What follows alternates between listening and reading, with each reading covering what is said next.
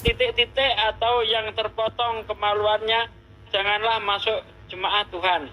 Seorang anak haram janganlah masuk jemaah Tuhan. Bahkan keturunannya yang ke-10 pun tidak boleh masuk jemaah Tuhan. Itu dia. Ini ayat 1, mau ditafsirkan apa lagi? Nah, Mek. Nah, pertanyaannya, Mek, ketika Yesus disunat, apakah kemaluan Yesus itu terpotong, Mek? Meme nggak pakai kak, malah diem ente. Meme nggak pakai kak. Suaraku kedengaran gak ini? Oh, kedengar merdu banget.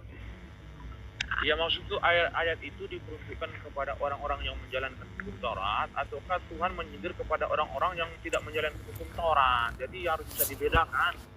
Kalau ayat itu berbicara tentang kalau ayat itu berbicara kepada orang-orang yang menjalankan hukum Taurat, artinya bentrok dengan kejadian 17 berkaitan dengan hukum sunnah. Jadi ayat itu tidak berbicara kepada orang yang menjalankan hukum Taurat, itu diperuntukkan kepada orang-orang yang dianggap seperti bangsa goyim gitulah, kafir gitu.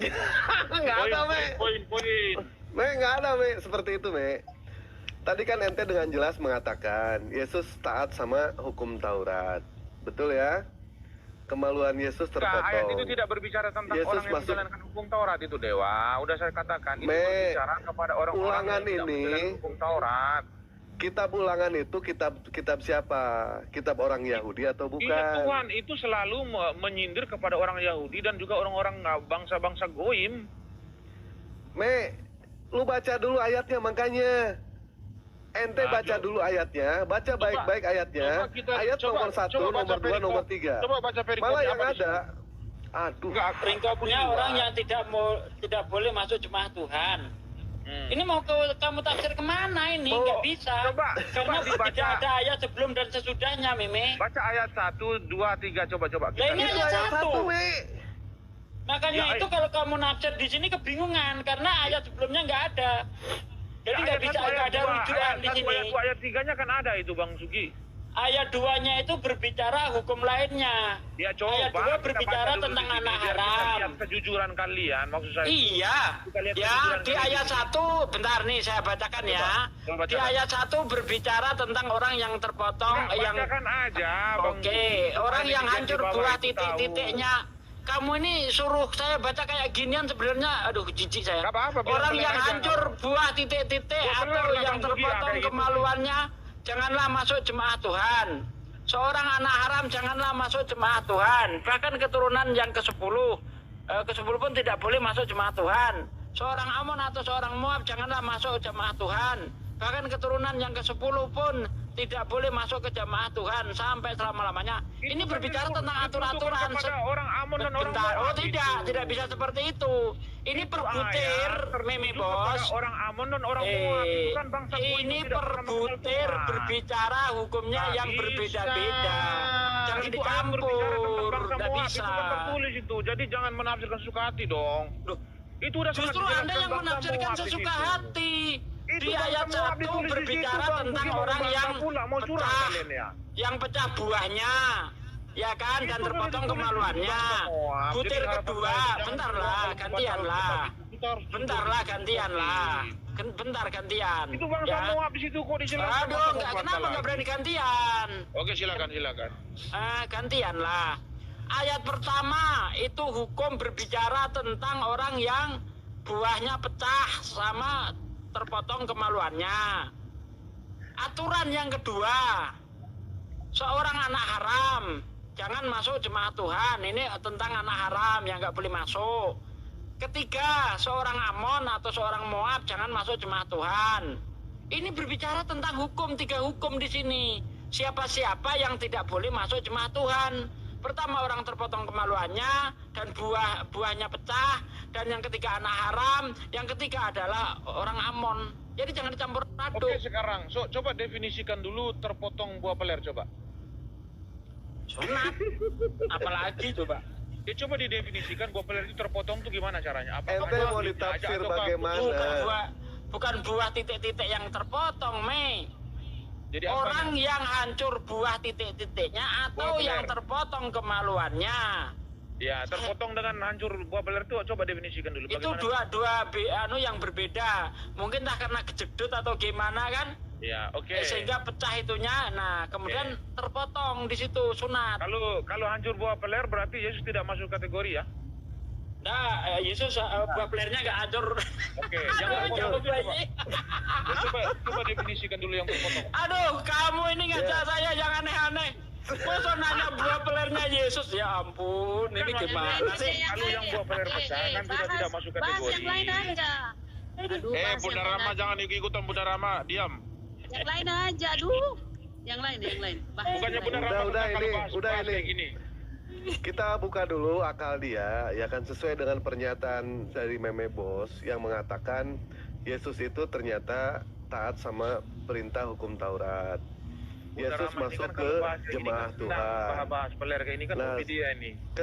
Ketika dia mengatakan Yesus taat sama perintah Taurat, ternyata Yesus tidak taat. Artinya Yesus sempat masuk yang namanya ke Bait Allah. Dia menjadi Iya, seorang sekarang. jemaah. Sekarang itu Jemaah- kita lihat jemaah di situ Tuhan. kategorinya masuk nggak, definisinya masuk nggak? Masuk. Nah, Yang sekarang terpotong sekarang, yang terpotong itu bagaimana Ya, terpotong. definisikan? Terpotong itu apakah diiris ataukah bagaimana coba? tidak ada. Nah, sekarang begini, Sunat Me. itu Begini, dipotong Me. atau apa di sunat? Coba definisikan Dipotong. sunat itu dipotong atau apa? Dipotong, Me. Dipotong. Mana ada sunat itu definisi dipotong, alamak. Nah, terus Potong diapain? itu- Digigit? Digigit burung sama itu, lu? Bro. Kata potong itu berarti burung itu putus semua, itu potong, bro. Oh, bukan. Oh, gimana? Bukan. Jangan kau curang di sini. Definisikan dulu kata potong, coba. KBBI, Baik. aku buka ini. Jangan kau curang ya. Baik. Silakan buka sama ente. Terpotong itu KBBI apa? itu sangat dijelaskan kalau potong itu Kalau putus bagi dua, bentar, bro. saya luruskan dulu sunat ya. Sunat itu Mei dipotong kulupnya. Jadi Iya. kemaluannya itu termasuk kemaluan itu kulup. Dipotong itu. Ah, batangnya dipotong nggak? Emang di situ ngomong batang apa? Enggak kan nggak ngomong batang. Bukan begitu. Gak ada di situ Bang ngomong Sugi. batang. Bang Sugi kalau bahas kayak gini hobi kali sama Bunda Rama nih, heran saya. Ya udah skip aja udah. Udah skip. Ya, baik. Baik, Iwan Billah. Artinya Yesus tidak taat sama perintah hukum Taurat ya. Nggak, sekarang coba Ternyata- definisikan dulu. Udah jelaskan skip, dulu udah identitas sekarang udah ke Tuhannya. topik Nggak. kembali. Eh. Mei udah. Mei, Me, Oh, oke. udah. mau Wak. ente tafsirkan bagaimanapun juga. Baik, siap. Nggak, Silakan. maksudnya Mungkin sekarang begini, coba jelaskan dulu identitas Tuhan kalian juga. Jelaskan dulu. Ini benar belum kelar Mei tadi antara Tuhan itu ya. Mana lebih besar Tuhan Anda itu daripada surga Mei?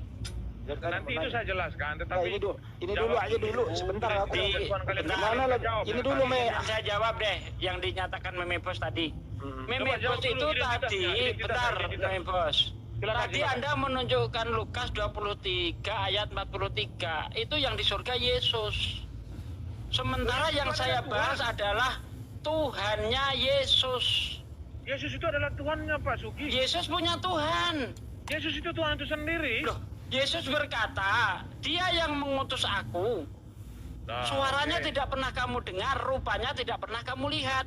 Oke, saya jawab. Tentu Yesus ada yang mengutus dia. Ini yang kita bahas, ini yang mengutus dia. Oke. Apakah yang mengutus dia ini gembel?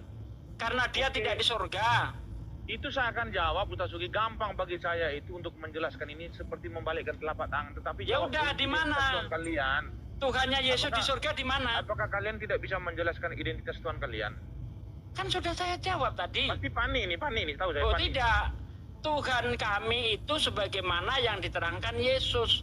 Tidak Jangan berbicara Eh. di Al-Quran dulu. terserah. Intinya kita mengambil kesamaan. Bukan berarti Jelaskan Tuhan dulu saya dan Tuhan identitas Yesus di sama. dalam Saya Al-Quran menyamakan dulu. tidak. Sabar Tidak dulu itu Mei gantian maksudnya. Mei. Gantian Maksud lah. saya itu bukan menyamakan gitu. Maksudnya itu ya konsepnya ini sama. Yesus mengakui bahwa Tuhan itu tidak bisa dilihat, tidak bisa didengar. Demikian juga umat Islam mengakui tidak bisa dilihat, tidak bisa didengar. Gitu loh. Saya Karena tidak Tuhan ini bertanya tentang Tuhan itu tidak bisa dilihat. Yang saya tanya itu identitas Tuhan kalian. Kalau identitas Tuhan kami kan sudah jelas apa Nah, di dalam Lalu Islam Anda- dikatakan Oke, silakan. Tuhan itu ya kan tidak seperti ciptaannya. Itu identitasnya. Jadi Ya. nggak punya tata, Apa? nggak punya tata gitu, nggak punya ruang. Tuhan tidak punya tempat, tidak Gembel butuh nggak itu? tempat. Gembel nggak? Kalau gembel itu manusia, dia itu tidak punya Gembel tempat itu sehingga cari manusia. tempat. Itu kenapa dikatakan Di gembel? rel Karena kereta dia nggak api, punya di bawah rumah. jembatan. Tuhan tidak seperti itu. Allah itu laisa kamislihi syai'un. Di kitab Gembel Anda itu pun definisinya, dikatakan, itu nggak punya tempat tinggal tuh gembel namanya. berarti Tuhannya Yesus gembel, nggak punya Oh, tempat. Tuhan kami enggak dong, kami punya Oke, tempat sekarang tinggal pada kami. gini. Di mana tempatnya Tuhan Anda? Oke, saya jawab. Ya, Tuhan di kami mana? saya katakan tadi identitasnya sangat jelas. Enggak, saya tanya aja dulu di mana tempatnya Tuhanmu, Me? Tuhannya Yesus, Tuhannya Oke, Yesus. di surga. Baik, di surga ya. Mana lebih besar surga daripada Tuhan? Lebih besar surga. Lebih besar surga? Nah, Berarti Tuhannya Masih kuntet. Kuntet. Siapa yang menciptakan surga? Tuhan saya. Jadi lebih besar surga daripada Tuhanmu. Benar. Masuk akal? Masuk akal dong. Buset, masuk Bagaimana akal. yang kecil bisa bikin besar? Saya aja bisa menciptakan mobil lebih besar saya bisa menciptakan kok apalagi Tuhan sih ah. Jadi maksud kalian ini ketika Datanya, Me, di mana ada Maksud datanya kalian di Bible? Di mana ada datanya di Bible? Tuhanmu ada di surga di mana? Loh, Yesus mengatakan aku akan pergi ke Bapakku yang Di berada mana? Yesus Itu mengatakan bahasa begini, Indonesia, itu bahasa Tunggu dulu. Indonesia. Loh, itu di Lukas 23:43 Yesus mengatakan hari ini juga engkau akan bersama aku dalam Bukan di kerajaan. surga, di langit itu. Salah. Loh, Lukas 23 itu paradiso, bukan Uranon itu, Bang. Iya, tapi itu Yesus, itu Yesus. Oh, Yang Yesus kita kan- tanyakan Tuhannya Yesus. Yesus Yesus kan ngomong nih, dia yang mengutus aku, suaranya tidak pernah kamu dengar, rupanya tidak pernah kamu lihat. Nih siapa yang ini nih? Oke, saya jawab. Nah, itu siapa? Yang saya katakan kepada kalian ini, saya sudah katakan dari tadi, Ya. tetapi sebentar harus jawab pertanyaan saya tentang identitas Tuhan kalian. Saya akan jawab. Kalau Yesus dikatakan sebagai utus, dia mengatakan bahwa aku diutus oleh Bapakku. Jadi saya menjawab dulu begini ya, Tuhan di dalam Kristen itu, yaitu Tritunggal ya. Tritunggal itu artinya mempunyai satu pribadi, Tuhan yang esa tetapi mempunyai 3 pribadi. Nah, contoh seperti gini ya. Kita analogikan matahari ya. Matahari dan cahaya dan panasnya itu, mereka itu adalah esa, tetapi bisa dibedakan. Tuhan kami itu tidak akan mungkin turun ke bumi. Kalau dia turun ke bumi, buminya akan hancur. Kenapa harus hancur? Karena bumi tidak akan bisa menampung kedahsyatan Tuhan kami itu sangat luar biasa. Jadi bagaimana caranya supaya Tuhan kami menjangkau bumi? Dengan mengutus firman-Nya untuk mencahayai seluruh alam semesta. Jadi Tuhan kami itu untuk menjangkau manusia ke bumi itu dia memancarkan cahaya dari atas, itu dia disebut dengan Yesus. Matahari dia tidak akan bisa turun menghampiri bumi. Kalau matahari turun menghampiri bumi, matahari itu sangat dahsyat. Bumi tidak akan bisa menampung, bumi akan hancur lebur. Lalu bagaimana caranya matahari untuk menjangkau bumi? Dengan memancarkan cahaya dari atas. Itulah cara satu-satunya matahari. Analogimu nggak tepat, Meme, Bukan, kalau dianalogikan ini ke memang bos debater, matahari. tuh. Ini memang bos debater, Anda mau lawan gimana? Bentar, oke, saya bantah. Dengar, kalau Anda analogikakan ke matahari nggak tepat, karena sinar matahari, cahaya matahari bukan matahari, panasnya matahari bukan matahari. Sinar dan cahaya adalah sifatnya matahari. Ya, matahari itu sifatnya panas, sehingga yang nyampe ke kita itu sifatnya. Sementara Tuhanmu itu bukan seperti itu. Yesus itu Tuhan, Roh Kudus Tuhan, Bapak Tuhan. Itu bukan satu Tuhan, 3 Tuhan. Karena faktanya ketika Yesus dibaptis, Matius 3 ayat 16-17, di situ sangat jelas sekali. Ya, Yesus digambarkan seperti bintang film, Roh Kudus digambarkan seperti burung merpati, Bapa di surga digambarkan seperti orang tua, seperti manusia yang lanjut usia. Di dalam Daniel 7 ayat 9. Nah, ketika Anda menyebut Bapa, apakah otak Anda membayangkan Yesus? Ketika Anda menyebut Roh Kudus, apakah otak Anda membayangkan Bapa yang seperti orang tua? Sehebat apapun otakmu tidak bisa menyatukan 3 wujud yang berbeda menjadi satu wujud. Bagaimana mungkin dalam satu waktu di 3 tempat yang berbeda, 3 wujud yang berbeda itu adalah satu? Itu mustahil. Nggak bisa seperti itu. Kalau kamu umpamakan matahari, nggak bisa. Karena cahaya matahari bukan matahari, panasnya matahari bukan matahari. Sementara Yesus Tuhan, Roh Kudus Tuhan, Bapa adalah Tuhan. Ini bukan satu Tuhan, tapi 3 Tuhan. Gimana bisa trinitas itu? Nggak masuk. Red. Halo. Itu Bang Zuma. Burunda, monitor. Siap, 86. Nah, Silakan, lanjut, Bang Burunda. Ini lagi bercanda. Udah selesai? Bang. Hidup ya. Lagi Udah, bercanda ini langsung. Meme ini. Oke, baik. Lagi Ya, nggak bercanda. apa-apa. Burunda juga mau ikutan biar nggak ketiduran. Lanjut, Iya, iya. Burunda. Ya, Udah, banyak saya hal. mute, biar Bang Juma aja nanti. Banyak hal yang saya dengarkan tadi ya tentang pernyataan-pernyataan saudara Meme tentang Allah sembahan umat Islam. Jadi Allah Subhanahu wa taala itu dari namanya aja udah jelas Maha Suci. Yang Maha Suci itu hanya Tuhan, Maha Tinggi. Yang Maha Tinggi itu hanya Tuhan. Allahul ladzi rafa'as samawati bighairi amadin tarawunaha tsumma stawa 'alal arsy. Allah yang meninggikan langit tanpa tiang sebagaimana yang kamu lihat. Kemudian dia bersemayam di atas arsy. Ini apa arsy? Arsy itu tahta. Ya. Nah, sedangkan ayat yang berbunyi seperti ini dalam Islam itu banyak. Banyak data yang menjelaskan di dalam Al-Quran bahwasanya Allah Subhanahu wa taala yang Maha Suci, Maha Tinggi itu bertahta di atas arsy. Kenapa dia di atas bertahta? Karena dia maha besar. Allah itu maha besar. Wa annallaha wal aliyyul kabir. Dialah Allah yang maha besar. Jelas itu. Dan sesungguhnya Allah wal aliyyul kabir. Dan sungguh Allah maha tinggi lagi maha besar. Nah, bagaimana dengan Tuhan yang disembah oleh Bani Israel? Dalam Mazmur 96 nomor 4 juga jelas dikatakan sebab Tuhan maha besar. Maha besar di dalam bahasa Ibrani itu disebut Qadol. Jadi Tuhannya Bani Israel, Tuhannya umat Islam maha besar.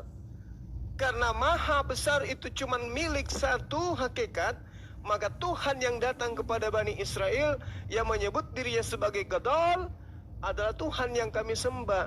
Karena yang namanya maha besar cuma satu. Kalau ada dua maha besar itu tidak mungkin. Pasti hanya ada satu.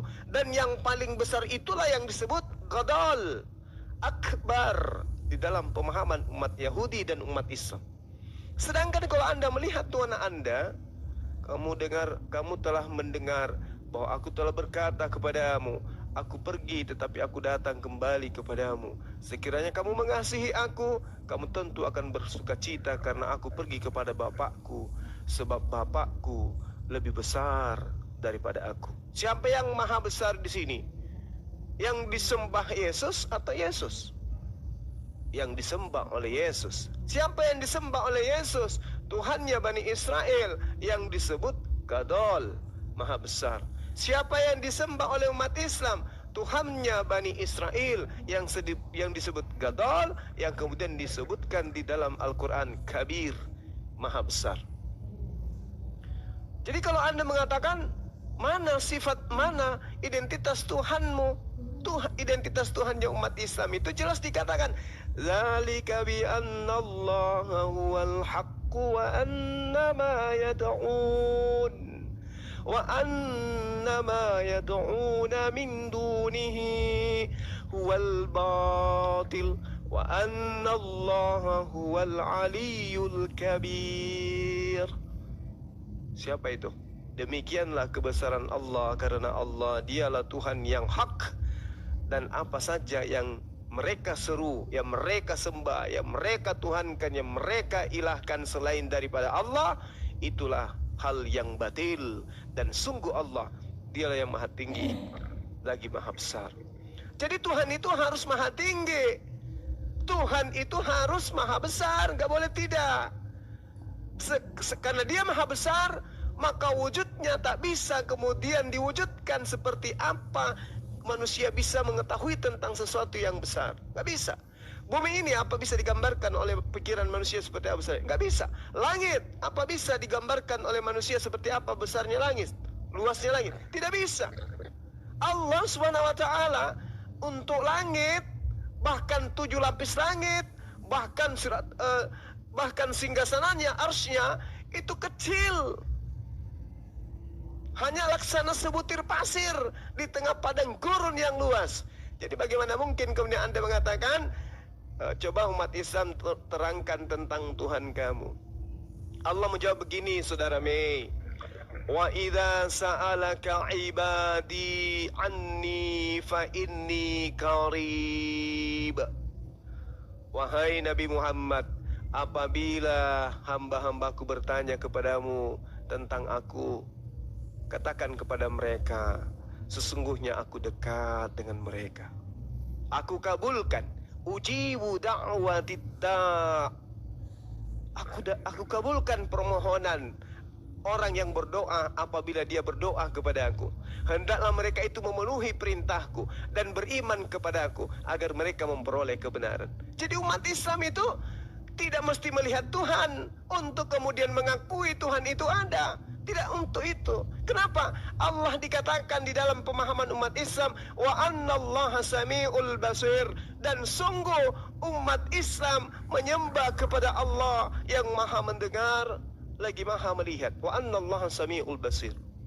Jadi karena Tuhan kami itu melihat, Tuhan kami itu mendengar, kami tidak perlu melihat Dia supaya kami imani Dia ada. Cukup alam semesta ini kami melihat, kami sudah beriman. Oh, alam ini ada karena diciptakan oleh yang ada. Kalau alam semesta ini tidak ada, maka boleh jadi pencipta itu tidak ada.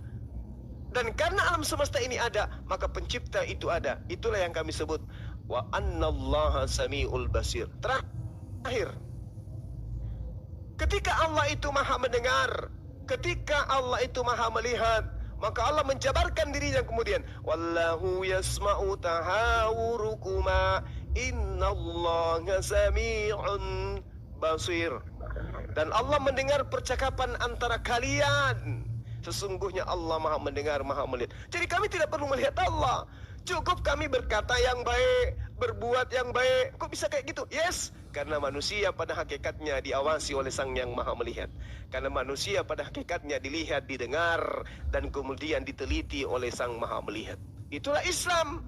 Tidak seperti Anda. Karena Anda ingin melihat Tuhan, Tuhan Anda harus keluar dari rahim.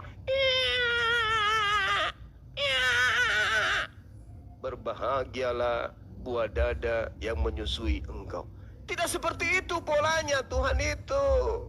Masya Allah, bumi beserta langit dengan susunan langit ketujuh, bahkan sampai Siratul Muntaha, bahkan sampai ke singgasananya, bahkan sampai ke arsy-Nya, itu belum ada apa-apanya dibandingkan Allah. Bayangkan Mei, bayangkan, bumi digabung dengan langit pertama, bagi langit kedua itu hanya sebesar kelereng.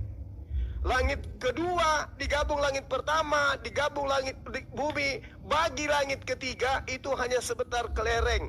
Bumi, langit pertama, langit kedua, langit ketiga digabungkan menjadi satu, bagi langit keempat hanya sebesar kelereng. Begitu seterusnya sampai kepada langit ketujuh, memandang ke bawah ke langit 6, 5, 4, 2, 3, 2, 1 dan bumi digabung menjadi satu, bagi langit ketujuh hanya sebesar kelereng. Dan di atasnya langit ketujuh ada Siratul Muntaha. Siratul Muntaha memandang ke bawah, langit ketujuh, keenam, kelima, keempat, ketiga, kedua, satu, bumi digabung semuanya menjadi 8. Bagi Siratul Muntaha hanya sebesar kelereng. Di atasnya lagi ada disebut arsy. Di bawah arsy ada Siratul Muntaha. Ada langit ketujuh, 6, 5, 4, 3, 2, 1, bumi. Bagi Siratul Muntaha, bagi ke-8, ke-9 alam di bawahnya itu hanya sebesar kelereng. Di atas serentak ada arsy. Dan arsy ini hanya pijakan. Pijakan aja. Bukan tempat duduk, tapi hanya pijakan.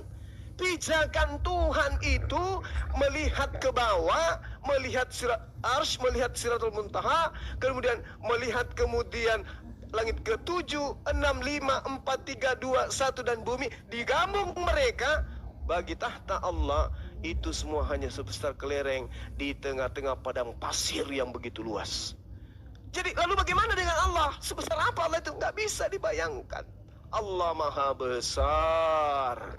Jadi kalau Yesus yang utusan Allah hebat, mampu membangkitkan orang mati, membuat orang hidup mati, mati, hidup, hidup, hidup, mati, dan seterusnya, membuat kucing menjadi ayam. Yesus bisa membuat matahari terbit dari selatan, Yesus bisa membuat matahari terbit dari utara, dari barat, dan seterusnya, atau membuat apapun yang Yesus mau. Bisa Yesus itu bisa membuat apapun. Yesus bisa.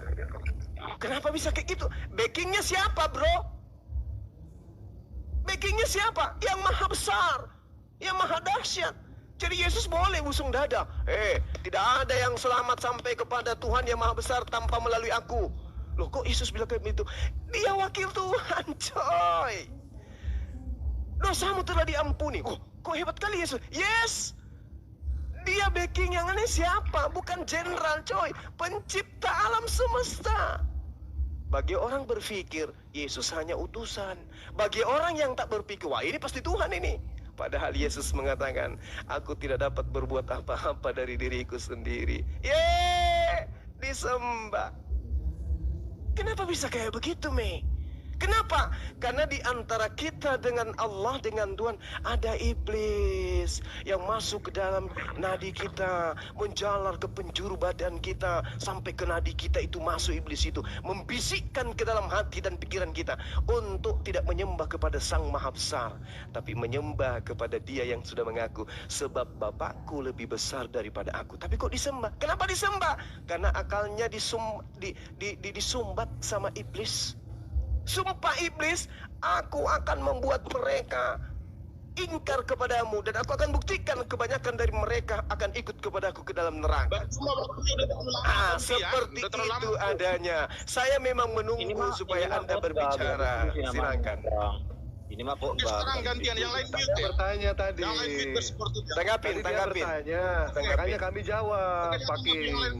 Tanggapin. Oke, yang lain mute. Iya, silakan. Baik, saya tanggap. Baik, koin.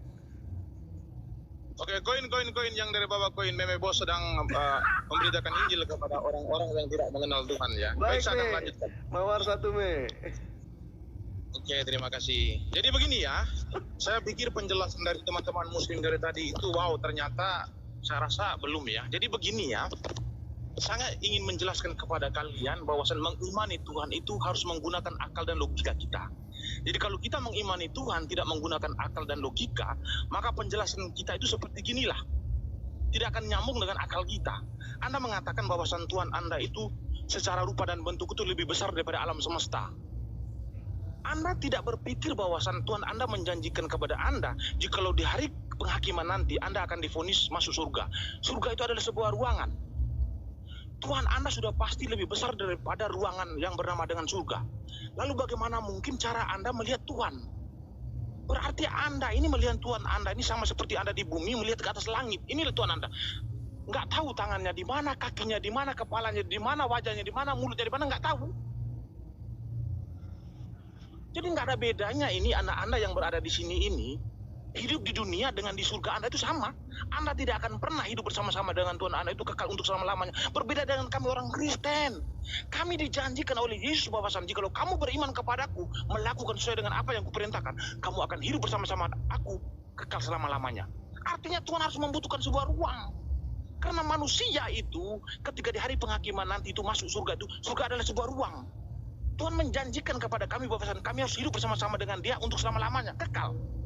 Artinya Tuhan harus membutuhkan sebuah ruang. Jangan dipotong, jangan dipotong. Waktunya habis. Gimana belum, jangan dipotong. Jadi begini ya, Tuhan kami itu membutuhkan sebuah ruang itu untuk apa? Karena Dia menjanjikan kepada orang-orang supaya apa? Kalau kamu melakukan sesuai dengan apa yang diperintahkan oleh Yesus, maka kamu akan hidup kekal bersama-sama Dia di dalam surga. Berarti Yesus membutuhkan sebuah ruang untuk hidup bersama-sama dengan manusia. Supaya apa? Supaya mereka ini akan dapat melihat Dia, dapat berbicara dengan Dia secara langsung selama-lamanya. Nah Anda, kalau divonis masuk surga, Anda akan hidup terpisah dengan Tuhan Anda. Karena Tuhan Anda itu besar, rupa dan bentuknya. Apakah Tuhan seperti ini yang mau Anda diimani? Bagi kami orang Kristen, kami tidak akan mau mengimani Tuhan yang tidak bisa kami jangkau. Sedangkan Anda sudah divonis masuk surga, tetapi masih saja Anda tidak bisa menjangkau Tuhan Anda. Bagaimana mungkin? Tetapi kami, untuk di dunia, kami tidak bisa menjangkau Tuhan. Tetapi Tuhan kami menjanjikan kepada kami, jikalau kami masuk surga, kami akan bisa menjangkau Tuhan kami. Kami akan hidup bersama-sama dengan Dia untuk selama-lamanya. Berbeda. Di dalam kitab Yesaya itu menjelaskan bahwasan Tuhan itu bertata di atas surga. Tata Dia itu bernama kerubim, ditandu oleh malaikat.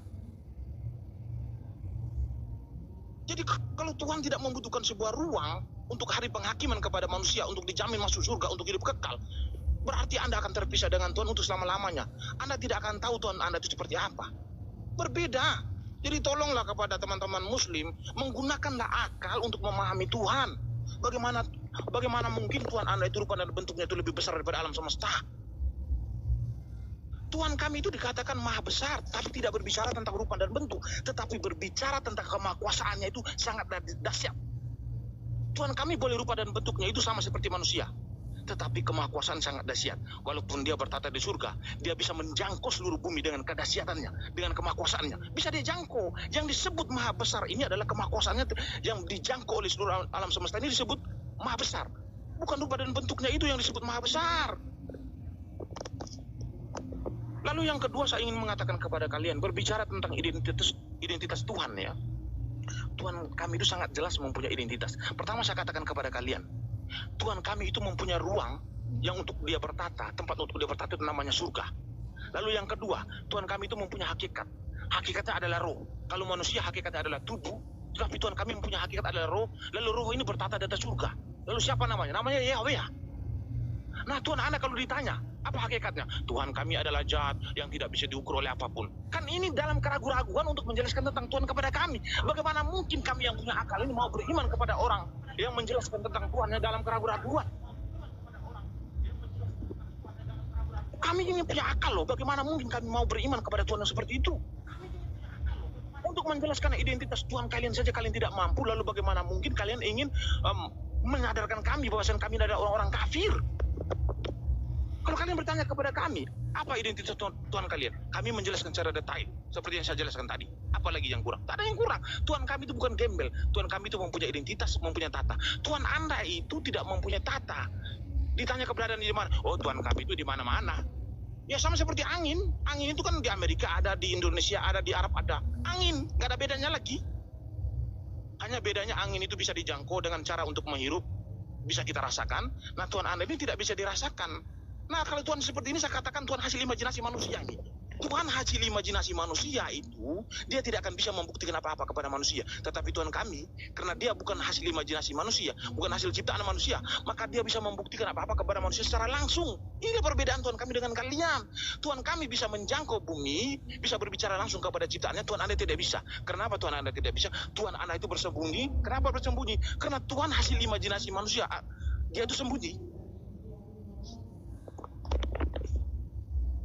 Jadi kalau kita memahami Tuhan itu harus menggunakan akal. Jangan mengklaim Tuhan kita maha kuasa, tetapi itu hanya klaim kosong, tidak bisa dibuktikan apa-apa. Jangan. Kekristenan itu mengklaim Tuhan kami itu maha kuasa, tetapi bisa dibuktikan secara langsung. Saya juga bisa mengklaim Tuhan saya itu maha kuasa. Saya mencatat Tuhan saya itu namanya Dewa, Dia maha kuasa, tetapi tidak bisa dibuktikan apa-apa. Orang hasil imajinasi saya kok. Bagaimana mungkin saya bisa membuktikan? Tetapi Tuhan kami bukan hasil imajinasi. Tuhan kami itu adalah Tuhan pencipta alam semesta. Ketika Dia mengklaim Dia maha kuasa, Dia bisa membuktikan secara langsung dan disaksikan oleh orang-orang yang punya akal. Jadi kami itu menuhankan Tuhan itu harus mempunyai akal. Jangan menuhankan Tuhan tidak menggunakan akal. Jangan, bro. Mengimani hari akhir, mengimani tata Tuhan, mengimani keberadaan Tuhan harus menggunakan akal. Tidak boleh tidak menggunakan akal. Maka kalian ini tidak menggunakan akal. Kenapa saya katakan kalian tidak menggunakan akal? Karena kalian tidak bisa menjelaskan identitas Tuhan kalian secara detail. Berbeda dengan kami. Kami sangat lengkap. Berbeda ya. Jauh. Silakan. Oke, baik. Jadi kalau sepintas kita mendengarkan saudara Meme menerangkan tentang Tuhannya, mungkin kalau 2 botol topi miring bolehlah kita masuk ke situ ya, memahami. Oh iya betul ini, betul. Tapi bagi orang-orang yang akalnya waras, hatinya bersih, nggak mungkin. Itu tidak rasional. Kenapa kelihatan rasional? Masuk akal. Kenapa? Karena dia mengambil 2 kubu. Tuhannya Bani Israel yang tak nampak dia pakai. Kemudian dia pakai juga Tuhannya Romawi yang nampak. Jadi satu paket. Orang yang tidak memahami tentang konsep ilahi pasti, oh iya hebat ya, hebat, masuk akal katanya. Nonotnya dipotong, dikubur, dibunuh sama penciptaan, masuk akal katanya yang kayak gitu.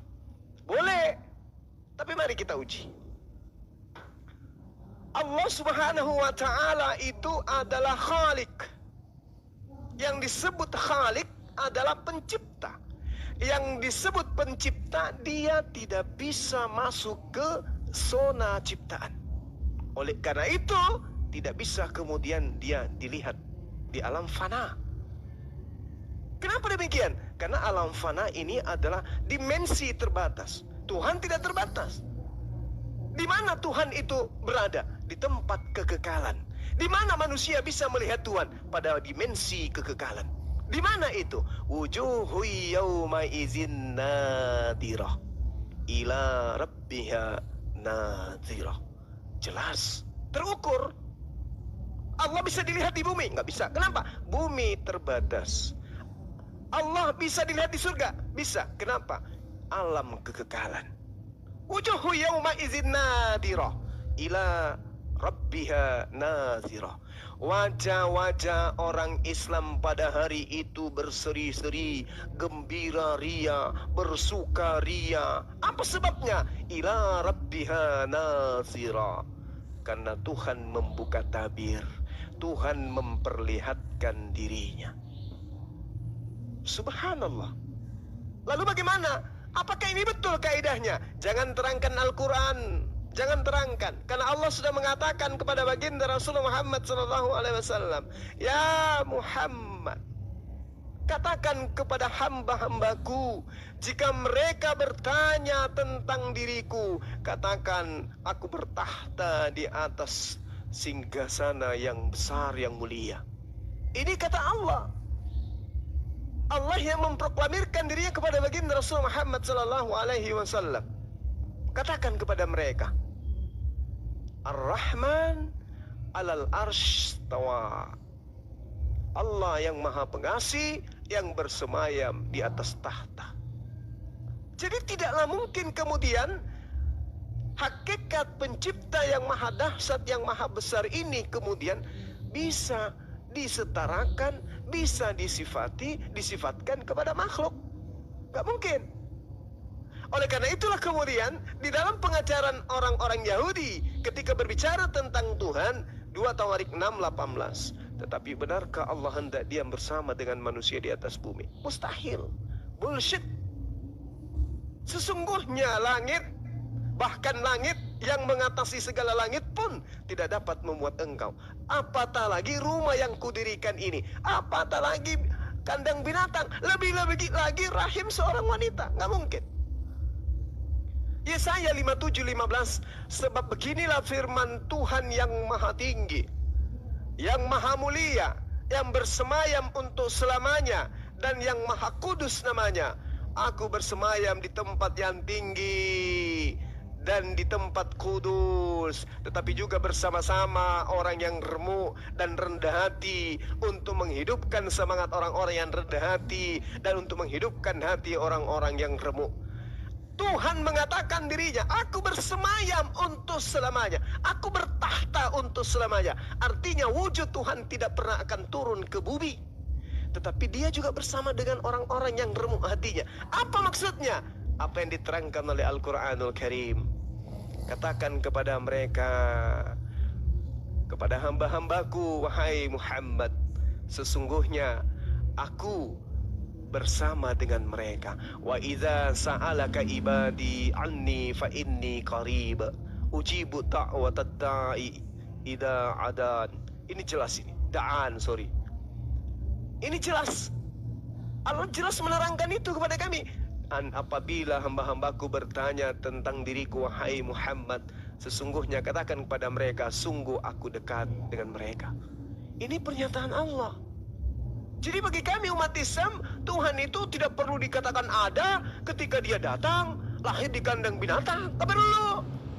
Tuhan kami ada 1 Timotius 6 nomor 16. Dialah satu-satunya yang tidak takluk kepada maut. Bukan Yesus berarti. Bukan Tuhannya Kristen berarti. Karena Tuhannya Kristen, dia takluk kepada maut. Bersemayam dalam terang yang tak terhampiri. Bukan Yesus berarti. Karena Yesus terhampiri, bahkan pernah ditampar. Kayaknya nggak nyambung di situ, Bang. Seorang pun tidak pernah melihat dia. Sudah jelas ini bukan. Jangan dipotong, Bang. Jangan dipotong. Sudah jelas ini bukan Tuhannya Kristen. Karena Tuhannya Kristen bukan cuma dilihat, tetapi juga diludahin. Dan memang manusia tidak dapat melihat dia. Sudah jelas bukan Tuhannya Kristen. Karena Tuhannya Kristen, manusia bukan hanya melihatnya, tapi juga membunuhnya. Baginya lah hormat yang kuasa yang kekal. Sudah pasti bukan Tuhannya Kristen. Karena Tuhannya Kristen tidak kekal, pernah mati, menjadi mayat. Kisah Para Rasul 17:25. Dan juga tidak dilayani oleh tangan manusia. Tuhannya Kristen dilayani oleh manusia. Bayangkan kalau bayi Yesus itu mati ibunya pada saat dia dilahirkan. Bagaimana repotnya orang-orang untuk melayani bayi Yesus. 2 Samuel 22 nomor 9. Asap membumbung dari hidungnya, api mencilat keluar dari mulutnya, bara menyala keluar daripadanya. Bagaimana mungkin Tuhannya Yahudi ini bisa disamakan dengan Tuhannya Kristen Yesus? Yesus yang keluar hidungnya bukan api tapi ingus. Mungkin karena dia manusia. Jelas itu. Lalu kemudian dikatakan di dalam 1 Timotius 1 nomor 17. Hormat dan kemuliaan sampai selama-lamanya bagi Raja segala zaman, Allah yang maha kekal, yang tak terlihat dan esa. Tuhannya Kristen terlihat. Tuhannya Kristen itu tertampar, tertangkap, terpaku, tersalib, terbunuh. Jadi mustahil ini adalah Tuhannya Kristen. Yohanes 6 nomor 46. Ini pengajaran Yesus. Hal itu tidak berarti bahwa ada orang yang telah melihat Bapa. Hanya Yesus yang datang, hanya Dia yang datang dari Allah. Dialah yang telah menyatakan tentang Tuhan, melihat tentang Tuhan. Yohanes 5 nomor 37. Bapa yang mengutus aku, Dialah yang bersaksi tentang aku. Kamu tidak pernah mendengar suaranya. Suaraku sering kamu dengarkan. Kamu tidak pernah melihat rupanya. Kamu sering melihat rupaku. Kamu tidak pernah melihat rupanya. Kamu tidak pernah mendengarkan suaranya. Terakhir. Ketika kemudian Allah Subhanahu wa ta'ala menerangkan kepada kita, kepada umat Islam, pada orang yang berakal, Ar-Rahmanu 'alal arsyistawa. Allah pencipta langit dan bumi yang maha pengasih, bersemayam di atas arsy, bersemayam di atas tahta. Dia mengatakan dirinya, Inna rabbakumullahu alladhi khalaqas samawati wal ar fi sittati ayyam thumma stawa 'alal arsy.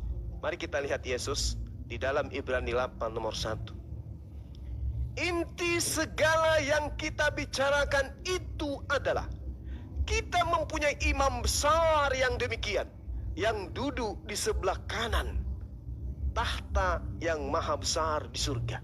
Jadi Yesus hanya duduk di sebelah kanan tahta.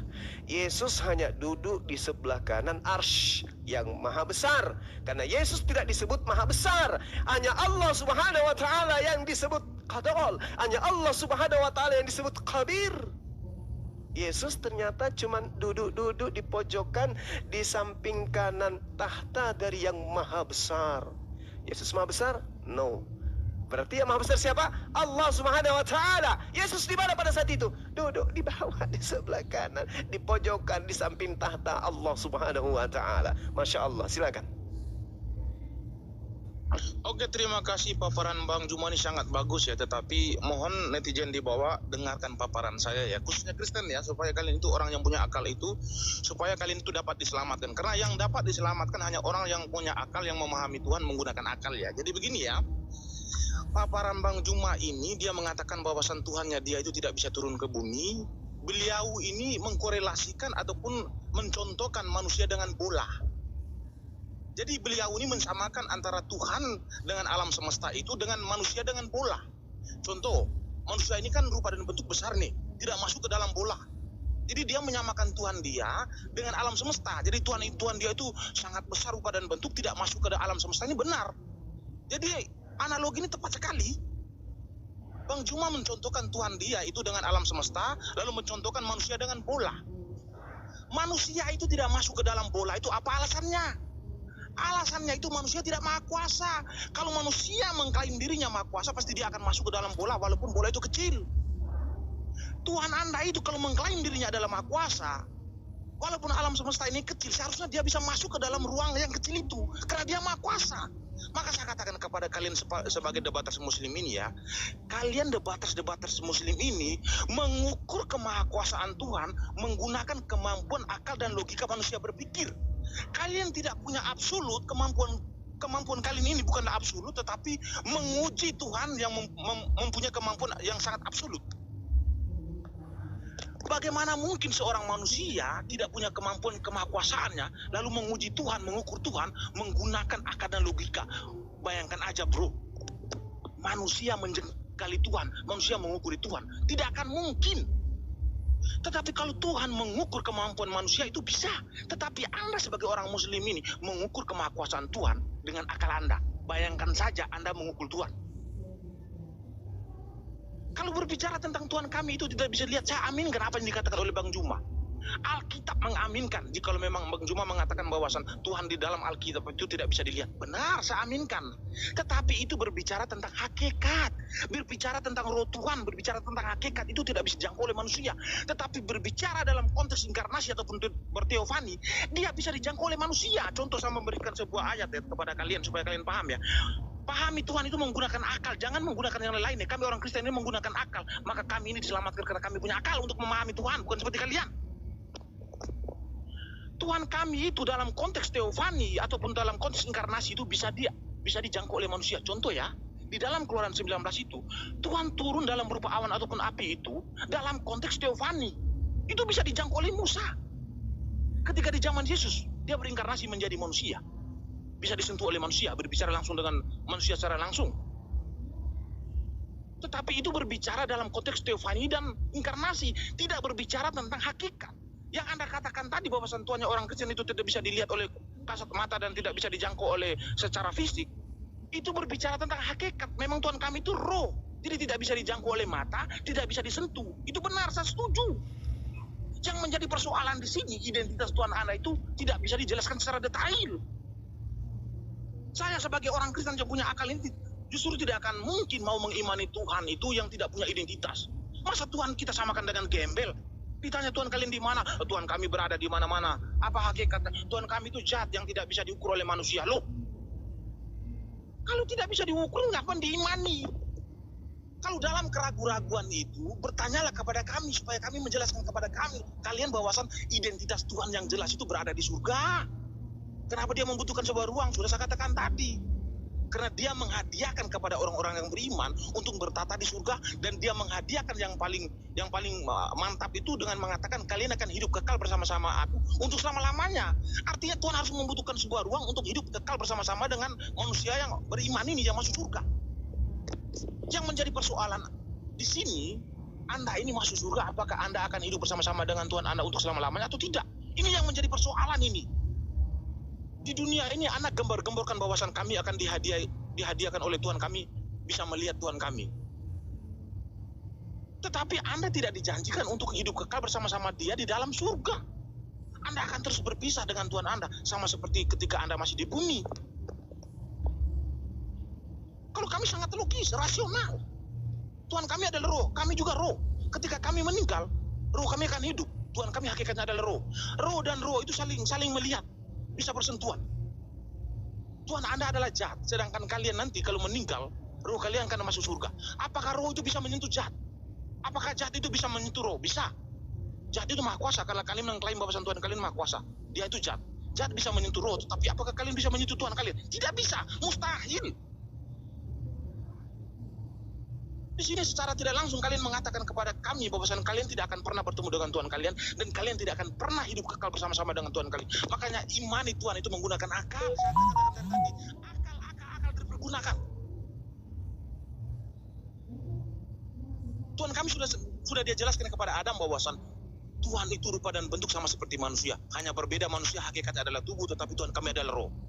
Lalu kami meninggal, roh kami akan hidup. kami akan kembali kemana? Kembali ke surga. Di surga itu siapa yang duluan di sana? Di sana itu sudah ada Tuhan. Siapa lagi? Ada malaikat-malaikatnya.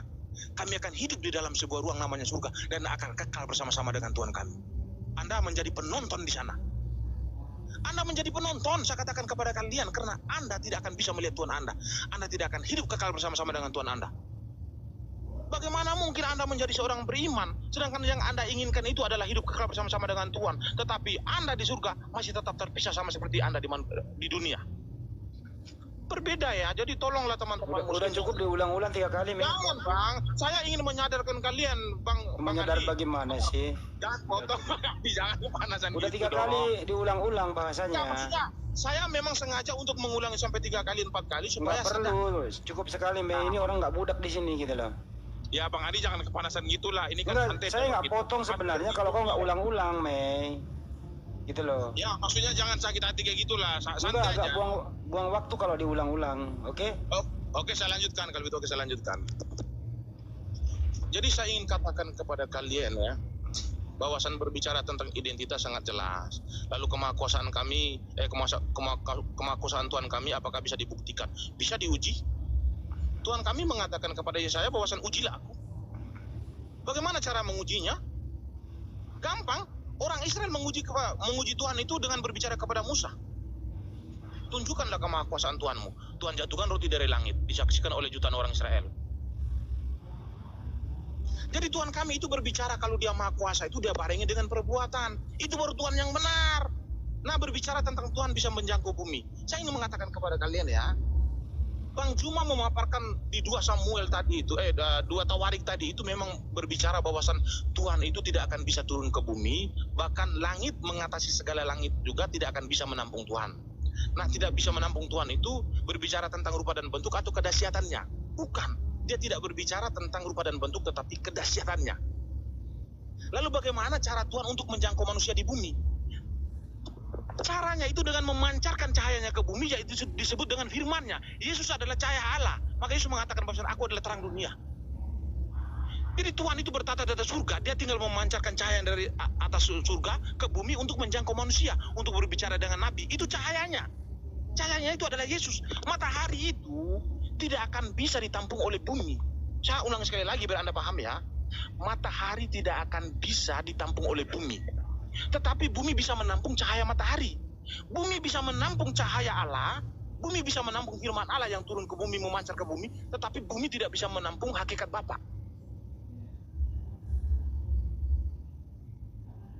Ini penjelasan yang sangat logis. Saya ulang sekali lagi ya. Bumi tidak akan bisa menampung Bapa karena kedahsyatannya. Tetapi bagaimana caranya supaya bumi bisa menampung Bapa itu?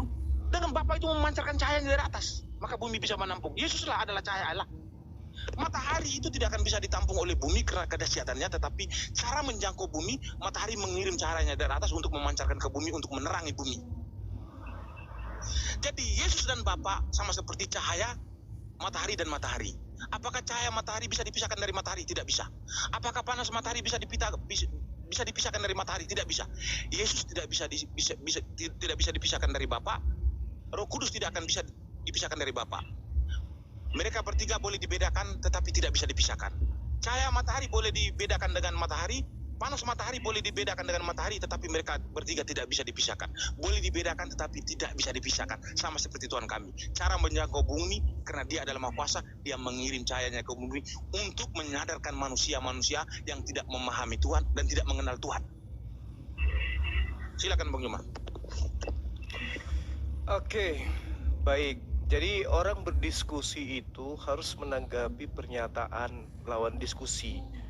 Jangan lawan diskusi sudah mengatakan Tuhan kami bisa dilihat, dalilnya di dalam Al-Quran jelas, wujuhu yawma izin nadira ila rabbiha nazira.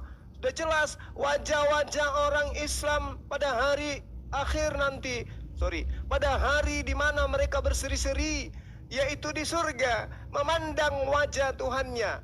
Udah didengarkan seperti itu. Nanti ketika dia berargumentasi, bagaimana mungkin sementara kalian tidak bisa melihat Tuhan kalian? Ini namanya sedeng. Itu namanya geblek. Jadi dia seperti robot, disetting memorinya seperti musik.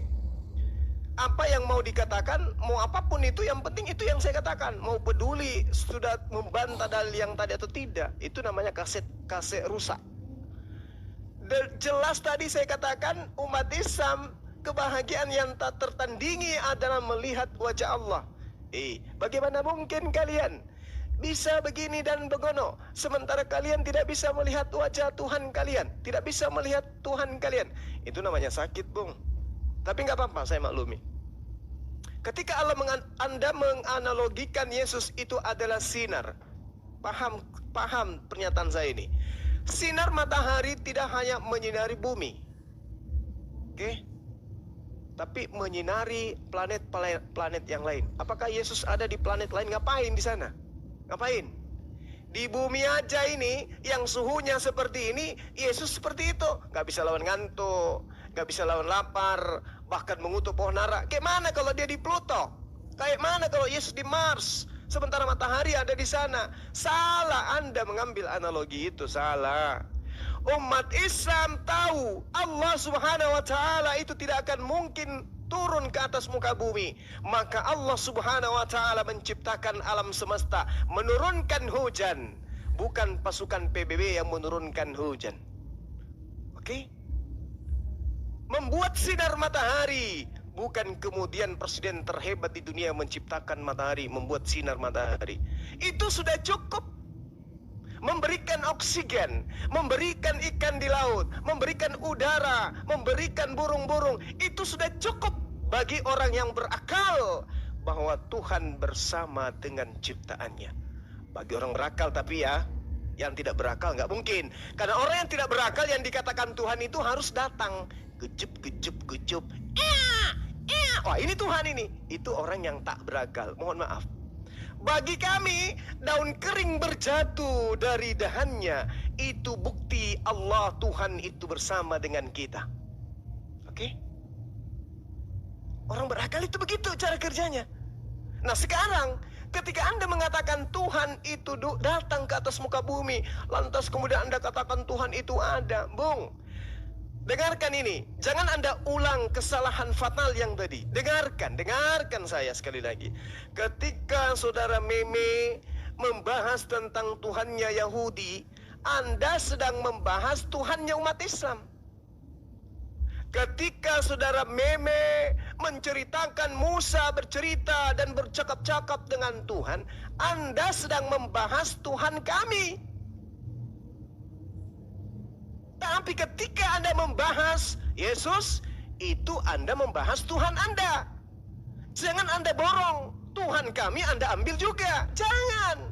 Tuhan kami nggak pernah nuzul menjadi manusia. Mau bukti? Bacakan dalilnya. Yesaya 57 nomor 15. Apa yang dikatakan oleh Tuhan di sana? Oleh Allah. Kiko amar ramwanissa soken et wakados. Anda tahu artinya? Anda paham artinya? Sebab beginilah firman yang maha tinggi. Tuhanmu bukan maha tinggi. Ingat itu. Tuhanmu nggak maha tinggi. Tuhanmu manusia. Dia dari Theos, dia dari dewa. Zeus menjelma jadi manusia. Itu Tuhanmu. Tuhan kami maha tinggi. Yang dikatakan maha tinggi nggak pernah rendah. Apalagi masuk di kandang binatang. Camkan itu. Sebab beginilah firman Tuhan yang maha tinggi, yang maha mulia, yang bersemayam. Anda ngerti bersemayam? Dalam bahasa Ibrani Anda ngerti? Bersemayam dalam bahasa Ibrani itu ad. Apa itu ad? Diam. Diam di tempat. Tidak berpindah kemana-mana. Tinggal, mendiami, membuat diam. Diam, bersemayam, tidak kemana-mana. Tidak meninggalkan tempat. Itu yang disebut bertahta. Bersemayam. Dia tidak pernah nusul menjadi bayi. Itu Tuhan. Tuhan kami itu bersemayam. Dalam bahasa Ibraninya sakan. Lalu dikatakan dia bersemayam selama kapan? Ada. Ada itu artinya selamanya. Berarti Tuhan kami sakan ada. Dia bersemayam selama-lamanya. Di dalam kekekalan dia bersemayam selama-lamanya. Sakan ada. Dalam bahasa Ibrani, tidak pernah ke bumi, tidak pernah masuk ke rahim. tidak pernah ke kandang binatang, tidak pernah naik di atas tiang salib, tidak pernah masuk di tanah dikubur. Itu Tuhan kami. Jadi kalau Anda membahas Tuhannya Nabi Musa, Tuhannya Bani Israel, ente sedang membahas Tuhannya umat Islam. Apa buktinya? Al-Quran menjelaskan, Allah menuturkan, Allah menguraikan, Inni ma'akum, wahai Bani Israel, aku Allah bersama dengan kalian. Jangan Anda sentuh itu, Bang. Makanya orang Yahudi sampai hari ini menganggap kalian, mohon maaf nih, permisi ya, tabe.